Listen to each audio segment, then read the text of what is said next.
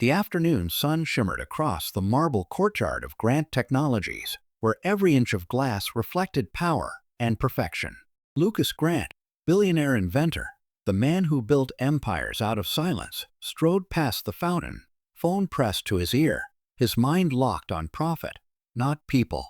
But on a nearby bench, his 10-year-old son, Oliver, sat quietly, tracing lines on his sketchbook. Born deaf, the world to him was all color, no sound. That's when she appeared, Leia, barefoot, clutching a basket of wilted flowers and wooden carvings. Her clothes were worn, but her eyes, they saw everything. Security usually chased her away, but this time, destiny didn't. Their eyes met. His, lonely.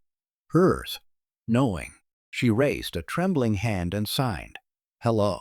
For the first time in years, Oliver's face lit up. Someone understood him. Then suddenly, he flinched, rubbing his ear. "It itches," he signed. Leia knelt, her voice soft but certain. "Hold still." Before fear could stop him, she gently reached into his ear and pulled out something black and alive. Oliver gasped, and then, sound. The honk of a car. The rush of wind. His own breath. He screamed, not in fear, but in wonder. "Dad." Lucas froze. That single, trembling word shattered 8 years of silence. The courtyard fell still. Employees stopped. Even the fountain seemed to pause mid-arc. Lucas's niece nearly gave out. But then anger surged. He pulled Oliver close. "What did you do to him?" he barked. "Security." Leia didn't flinch. "I helped him here." And before the guards could touch her, Oliver spoke again, weak, hoarse, but clear. "Don't hurt her." That broke him. Lucas, the man who could buy anything, felt powerless for the first time. He had paid millions for treatments, machines, research, but a barefoot girl had done what science couldn't. At the hospital, chaos reigned. Doctors in white coats rushed around, hiding behind polished words and sterile smiles. "Remarkable case." One said, "Temporary recovery possible." Lucas snapped. "Temporary?" A street girl did in seconds what you couldn't in years. The lead specialist hesitated. "Mr. Grant, there were protocols." Lucas slammed the table. "You took my money, not my son's pain." Then Leia's voice cut through. "They didn't look because they didn't care. They saw your name, not your child." The doctor slid a folder across the table. Inside, Lucas found a line that stopped his heart cold.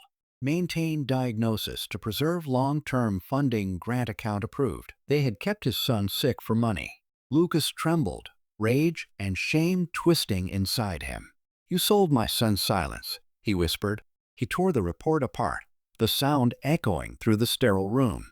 That night, Lucas sat beside Oliver's hospital bed, guilt drowning him. The boy touched his father's wrist, feeling the rhythm of his pulse, the rhythm of sound. "It's not your fault," Oliver said quietly, and in that moment, Lucas realized he'd been deaf too, not to noise, but to love. Later, he turned to Leia. "How did you know?" She smiled faintly. "Because I looked at him, not his father's name. On the streets, you learn to hear what no one else listens to." Her words hit him harder than any truth before. From that night on, Lucas Grant wasn't just a billionaire. He was a father who finally learned how to listen. Days later, news outlets called it the miracle at Grant Industries. But to Lucas, it wasn't a miracle. It was justice. He stood outside the hospital, holding a signed order, not another donation, but a lawsuit against the medical network that had profited from his son's suffering. "You silenced my boy for money," he told them quietly. "Now, the world will hear the truth." Oliver's laughter echoed through the courtyard, uneven, raw, beautiful. Every sound was rebellion against the silence that once ruled his life. And as Leia disappeared down the street, her bare feet splashing through puddles, Lucas whispered to himself, "She gave me back my son." Sometimes, the poorest hands perform the richest miracles, because hearing isn't about your ears, it's about your heart.